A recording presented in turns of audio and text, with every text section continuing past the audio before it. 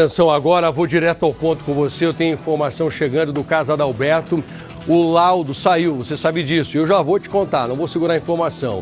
Esse laudo diz que o empresário teve uma morte violenta por asfixia. De acordo com a perícia, o laudo apontou que a causa da morte do empresário foi a asfixia provocada provavelmente pela compressão do pulmão dele dentro do buraco. A delegada responsável pela investigação apontou também novos detalhes sobre o sangue encontrado no carro e sobre o comportamento do amigo que estava com a vítima, que estava com o Adalberto no dia do evento. Nós já falamos várias vezes aqui. E aí? E o Rafael, o amigo do Adalberto, ele deu um depoimento dizendo que os dois usavam bebida, de repente sai um laudo preliminar dizendo que eles não usaram, ou pelo menos que o Adalberto não bebeu tanto. Esse amigo, ele diz a verdade ou não diz? A doutora Ivalda comenta sobre o comportamento do amigo do Rafael, do Adalberto. Rafael, amigo do Adalberto. E a causa da morte é o que é o mais importante nesse laudo que saiu agora. Repórter Henrique Oliveira, estou indo com você. A presença de pelo menos uma ou duas pessoas ali que tenham feito aquilo, tá? Se são seguranças, vigilantes, se são da manutenção. Eu vi a Ivalda, deixa eu conversar com o Henrique primeiro, que vem com as informações ao vivo. Fala, Henrique.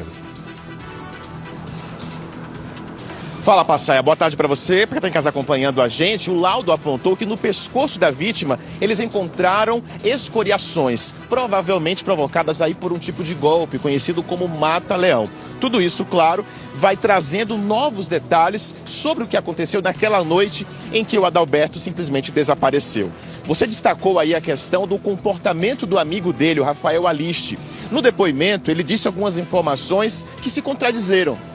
O que acontece? Ele disse que Adalberto poderia ter saído pelo portão 7. Quando foi pressionado pela delegada, ele disse que apenas deu um palpite, que achava que ele poderia ter saído pelo portão 7.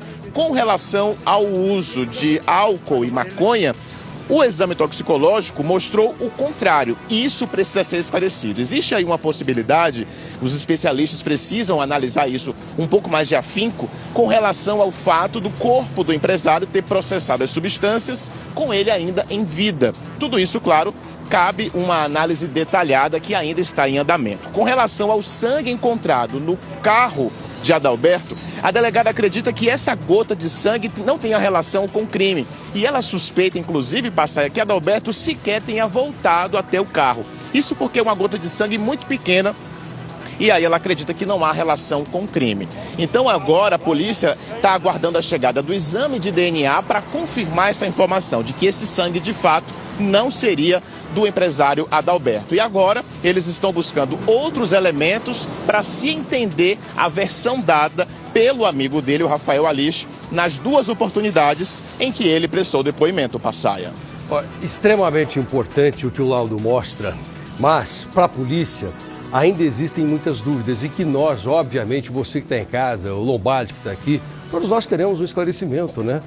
Poxa, Passaia, eu não aguento mais ouvir falar do caso Adalberto. Mas, gente, nós estamos perto de esclarecer esse caso. Eu sei que tem muitos assuntos aqui em São Paulo que interessam, entretanto, nós não podemos desistir. Esse homem, de acordo com a polícia, foi morto, foi assassinado. Um dos principais autódromos do mundo, que é o Autódromo de Interlagos, por onde passam milhares de pessoas todos os anos. Nós não podemos permitir que esse crime passe impune. Não pode normalizar uma situação dessa. O que a diretora do Departamento de Homicídios, doutora Ivalda Aleixo, o que ela fala sobre esse caso agora? O que tem de novo? Ela deu detalhes agora da investigação. Ela fala para onde a investigação está indo. Vamos ver?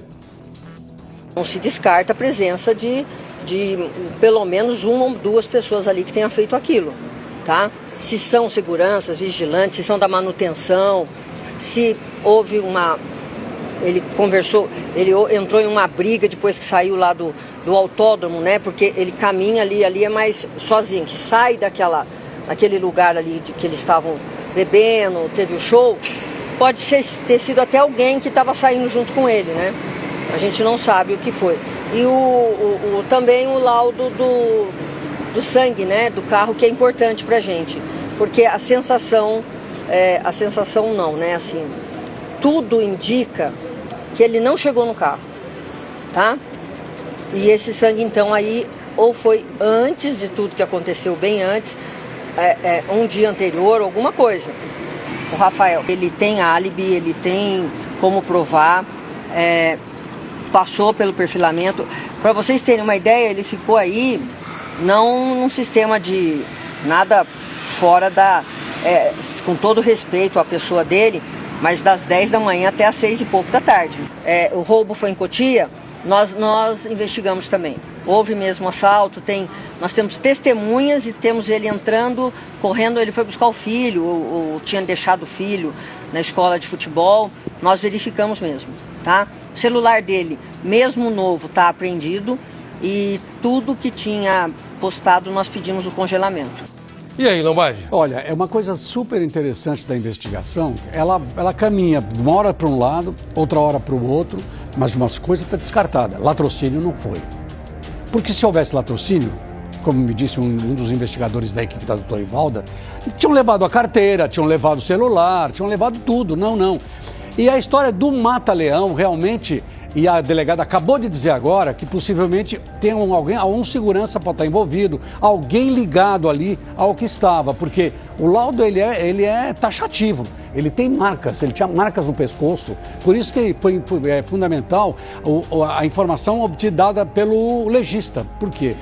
O legista examinou o corpo, reexaminou o corpo, respondeu às perguntas que o homicídios tinha, respondeu às perguntas feitas várias vezes por quem está investigando, para dizer, e aqui, e ali, e acolá. E a história do sangue agora, que a doutora Ivalda está dizendo que está fazendo um DNA para saber se é realmente o sangue de quem, porque acham que ele não chegou porque o carro estava trancado.